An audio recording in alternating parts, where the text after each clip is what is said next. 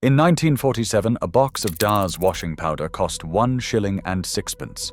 Your grandmother made her own laundry soap for 3pence, and it cleaned better. Today, Unilever is worth £100 billion, and they would rather you never learned what I am about to tell you. Number 14 on this list was so effective that cleaning product companies literally changed their formulas to make it seem outdated. And number 7? Scientists at Cambridge recently tested it and found it outperforms products costing 20 times more. These 20 tricks kept working-class families spotless, warm, and comfortable on wages that would make modern budgets weep. Because here is what nobody admits. Poor families were not just surviving. They were innovating. Every trick on this list came from necessity, refined over generations until it worked perfectly every single time. The cleaning aisle at Tesco has 200 products now. Your grandmother needed 5. Before we start, hit that subscribe button, because what you are about to learn could cut your household spending in half. Let us count down the 20 smartest household tricks that poverty perfected and prosperity forgot. Number 20. Newspaper window polish with vinegar. Before Windoline existed, every working-class home had gleaming windows cleaned with yesterday's Daily Mirror. Your mom would scrunch up newspaper pages, dampen them slightly with water, and add a splash of white vinegar, and polish those windows until they squeaked. The secret was in the paper itself. Newsprint contained carbon black and oils that acted as a mild abrasive, and left behind a thin residue that actually repelled dust. No streaks, no lint, no spending money on blue spray bottles. A newspaper cost 2pence and cleaned every window in the house. The ink did not transfer to the glass once it was dry. Your grandmother would do the insides on Monday and the outsides on Tuesday, and neighbors would ask what expensive cleaner she used. Modern microfiber cloths cost £8 and can harbor bacteria after 3 uses. That newspaper went straight into the fire afterward. Free window cleaner and free kindling. Number 19. The bread bag drawer liner. Your mum never threw away the waxed paper bags that bread came in. She would smooth them flat, cut them open along the seams, and use them to line kitchen drawers and shelves. That thin wax coating repelled moisture, kept cutlery from rattling, and wiped clean with a damp cloth. A stack of saved bread bags lasted the whole year. In 1955, a loaf from the baker came wrapped in paper, worth more than the drawer liners you buy at Wilko today. When the bags got grubby, she replaced them with fresh ones from that week's shopping. No measuring, no cutting expensive rolls of contact paper, no sticky residue when you peeled them up. Just practical recycling before anyone called it that. The entire drawer system ran on bread bags and cost nothing at all. Number 18. Salt and vinegar drain cleaner. That bottle of drain unblocker costs £4 and contains chemicals that can blind you. Your grandmother cleared slow drains with salt and hot vinegar, ingredients already sitting in her cupboard. Half a cup of table salt down the plug hole, followed by a cup of heated white vinegar. The reaction would fizz and bubble, breaking down soap scum and grease. Leave it overnight, then flush with boiling water from the kettle. The salt provided abrasion while the acid dissolved organic buildup. Every Friday night before bed, the kitchen sink got this treatment. The smell of vinegar meant the weekend was coming. For stubborn blockages, she would follow with a plunger. But it rarely came to that, because prevention was the point. A bag of salt cost 6pence. A gallon of vinegar cost 1 shilling and 6pence. The plumber cost 15 shillings. And you did not call him unless someone was dying. Number 17. Soap scraps and the mesh bag. Nobody threw away soap slivers in a working-class home. When a bar of Sunlight or Lifebuoy wore down to a slippery nub, your mom would save it in a jar under the sink. When she had collected enough scraps, she would stuff them into an old onion mesh bag, or a scrap of net curtain, tie it shut, and hang it by the outside tap. One squeeze of that bag produced enough lather to wash muddy hands, clean garden tools, or scrub wellies before they came inside. The mesh provided gentle abrasion. The compressed soap scraps became a new bar that lasted weeks. Children would use that hanging soap bag after playing in the dirt, coming inside with clean hands and the smell of carbolic. A bar of soap cost about 4p in 1952. Not a flake of it went in the bin. That mesh bag hung by back doors across every council estate in Britain. You would see the shape of it through kitchen windows, proof that nothing was wasted. Number 16. The hot water bottle. Bed warmer. Before electric blankets, the rubber hot water bottle was not just for aches and pains. Your mum would fill it from the kettle at 8:30, wrap it in an old flannel, and slip it between the sheets at the foot of the bed. By the time you climbed in at 9, the whole bed was toasty warm. The trick was placement. Place it at the bottom of the bed for cold feet. Put it in the middle of the bed to warm the whole mattress. Put it on your pillow for 5 minutes before you lie down, then move it to your feet. Those rubber bottles cost about 2 shillings and lasted 5 or 6 years if you looked after them. The soft gurgle of water when you moved your feet was the sound of being cared for.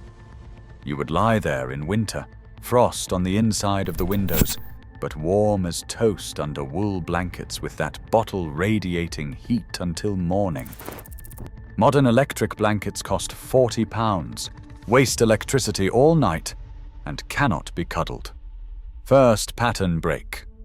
Here is where things start getting clever. Number 15. Milk bottle cloches for seedlings. Your grandmother grew tomatoes and cucumbers in the back garden using equipment that cost absolutely nothing. Empty glass milk bottles, with the bottoms carefully removed, became miniature greenhouses that protected seedlings from frost and wind. She would score the glass with a file, tap gently, and pop the bottom off clean. Placed over tender plants in March, those bottomless bottles trapped heat from the sun and kept the cold out. On warm days, she would remove the bottles. At night, back on they went. A dozen milk bottles protected a whole vegetable plot. The milkman delivered new bottles 3 times a week. The garden never ran short. Those Victorian forcing cloches that sell for £15 each at garden centres work on exactly the same principle. Your grandmother had rows of them for free. The morning sun would catch all that glass, and the back garden would sparkle like a proper nursery. Number 14. Bread crust to clean wallpaper. Before washable vinyl wallpaper, most homes had delicate patterned paper that would mark if you even looked at it wrong. Children's fingerprints, soot smudges from the coal fire, mysterious marks that seemed to appear from nowhere. Your mom cleaned them with stale bread crusts. She would take day-old bread, cut off the crust in large pieces, and gently rub the soiled wallpaper in one direction only. The slightly moist, slightly abrasive bread surface lifted dirt without damaging the paper or leaving wet marks. Too fresh and the bread crumbled. Too stale and it scratched. The perfect age was 2 days old. The same technique worked on oil paintings and lampshades. The dirt transferred to the bread, which went to the birds in the garden afterward. Your grandmother could freshen the whole parlor with half a loaf that was past its best for sandwiches. Those specialist wallpaper cleaning products appeared in the 1960s, but they could not match what bread did for free. Number 13. Bicycle repair on everything rubber. That puncture repair kit in your dad's toolbox fixed far more than bicycle tires. Every working-class household knew those little patches, and that tube of rubber solution could mend hot water bottles, Wellington boots, rubber gloves, and even inflatable beach toys. The technique was identical. Clean the rubber surface, roughen it slightly with the sandpaper included in the kit, apply the solution to both surfaces, wait until it becomes tacky, then press the patch firmly in place. A kit cost 1 shilling and 6pence and contained enough patches to keep all the rubber in the house functioning for years. When the hot water bottle developed that first tiny leak, dripping onto the sheets, your dad did not throw it away. He patched it at the kitchen table while listening to the wireless, and it lasted another 3 winters. That smell of rubber cement, sharp and chemical, meant something was being saved. Number 12. Potato water starch. The water left after boiling potatoes was never poured down the drain. Your mum would let it cool, then use it to starch shirt collars and cotton napkins. The natural starch from the potatoes dissolved into the water, creating a free fabric stiffener that made ironing easier and helped clothes resist stains. She would dip the collar or cuffs, wring them gently, and iron while still damp. Shirts came out crisp enough for church on Sunday. A can of spray starch costs £2 now and contains chemicals you cannot pronounce. Potato water came free with tea every night and worked better on natural fibers. Your grandmother could press a shirt that looked shop-bought using nothing but vegetable water and a flat iron heated on the hob. The smell of hot starch and cotton meant someone in the family had an interview or a wedding. Number 11.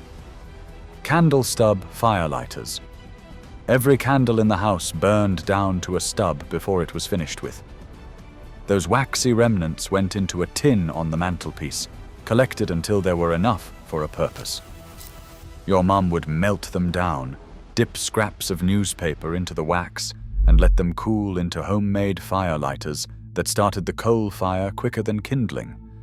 The wax-soaked paper caught fire from a single match and burned long enough to ignite coal or logs. A bundle of 10 would last the week. Firelighters from the ironmonger cost 6pence a box.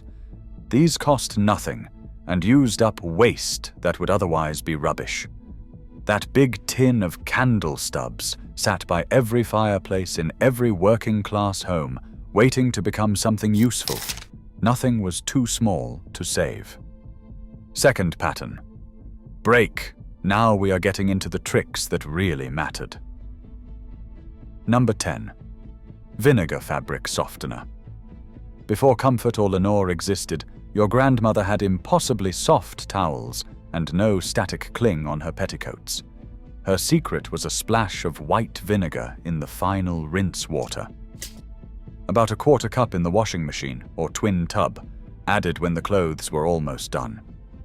The mild acid neutralized soap residue, relaxed fabric fibers, and prevented that stiff, scratchy feeling that drove everyone mad.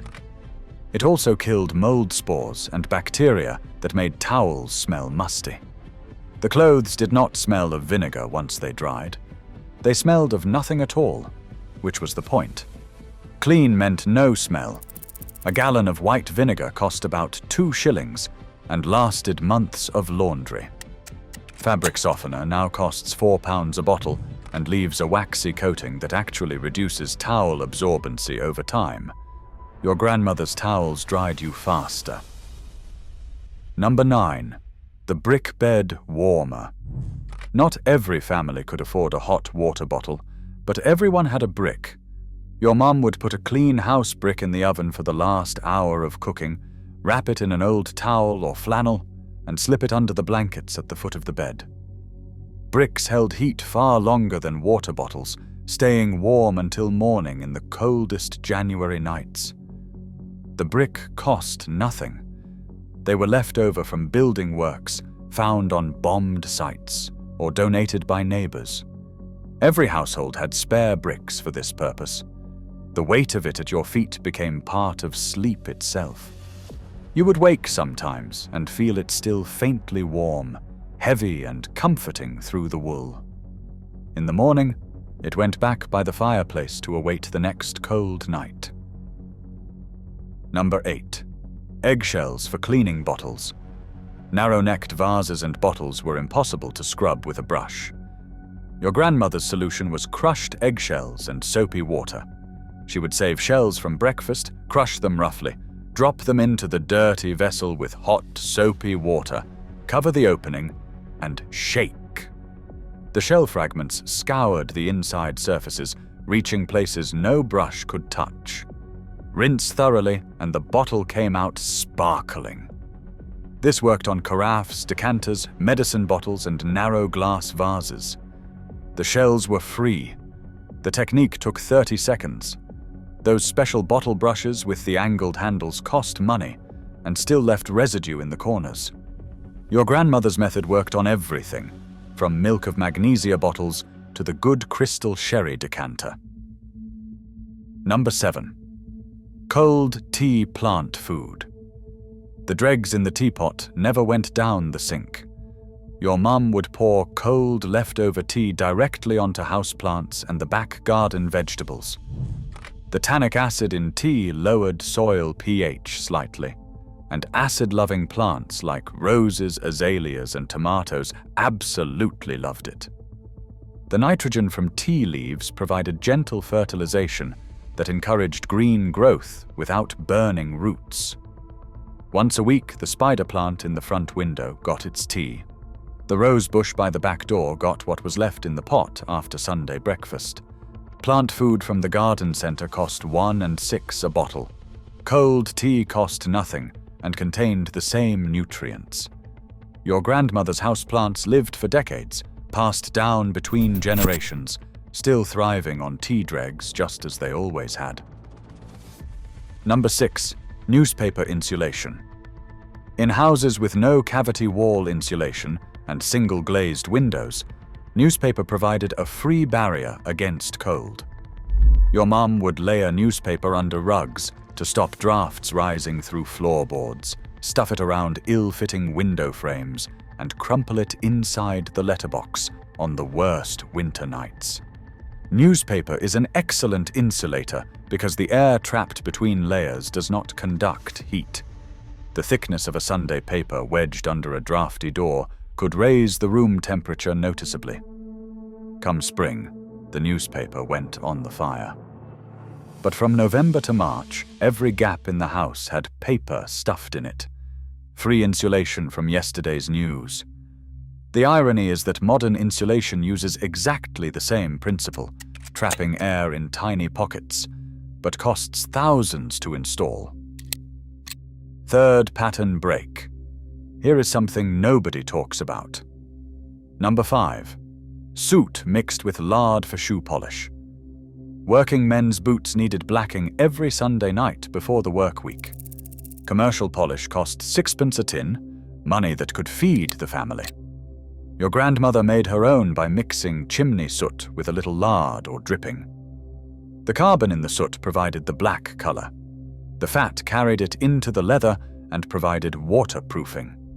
Mixed to a paste, applied with a rag, buffed with a brush, those boots shone like patent leather and kept feet dry through mud and rain.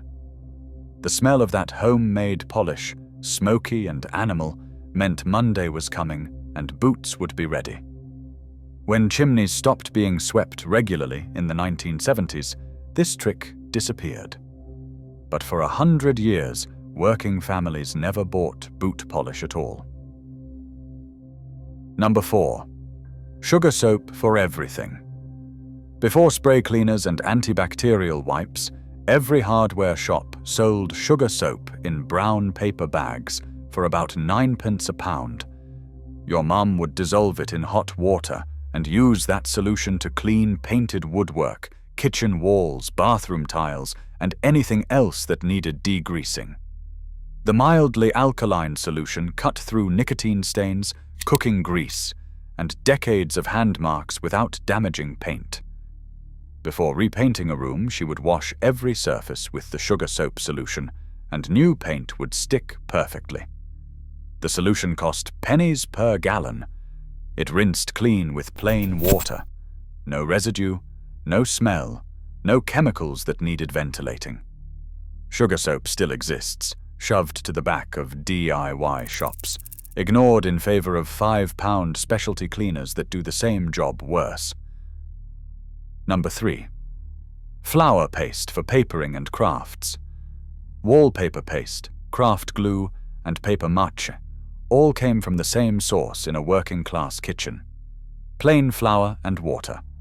Your mom would mix flour with cold water to a smooth paste, then add boiling water gradually while stirring until it thickened. The resulting paste stuck paper to walls, covered school projects, and made Christmas decorations that held together for years. Add a pinch of salt to prevent mold. The paste cost almost nothing, and it worked immediately. A whole room could be papered for the price of the flour. Your grandmother hung wallpaper with paste she made while the kettle boiled, adjusting thickness by eye until it spread perfectly. Commercial paste appeared in the 1960s, but plenty of homes kept using flour into the 1980s because it simply worked.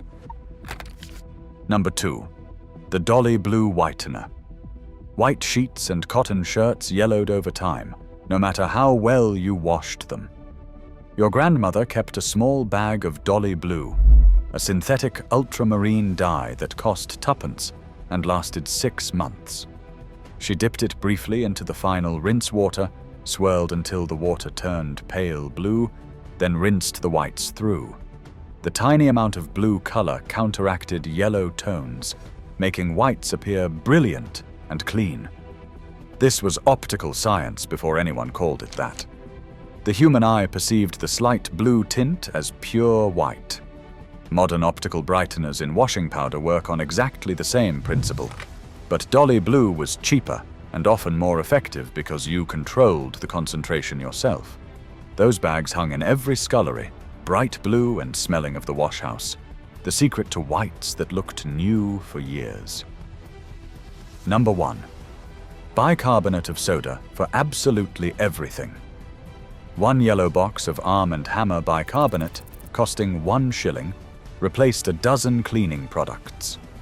Your grandmother used it to scour pans, deodorize carpets, freshen the fridge, brush teeth, soothe insect bites, put out grease fires, clean jewelry, and settle upset stomachs. Mixed with water to a paste, it polished silver. Sprinkled on mattresses and hoovered up, it eliminated odors. Added to bath water, it softened skin. That 1 box sat under every kitchen sink in Britain, was reached for daily, and was replaced every few months. The chemical simplicity was the genius.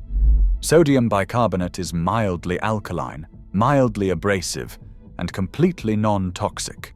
Children could use it. Pets could walk on treated carpets. It rinsed away completely. Supermarkets now sell 17 different specialized cleaning products for jobs that 1 box of bicarb handles better. Your grandmother knew. The cleaning industry spent decades convincing us we needed more. Here is my challenge for you. Pick 1 trick from this list and try it this week. The newspaper window polish takes 30 seconds. The vinegar fabric softener costs nothing. The cold tea on houseplants uses what you were pouring away anyway. Then come back and tell me what happened. Tell me if your windows have streaks, or if they are clearer than they have been in years.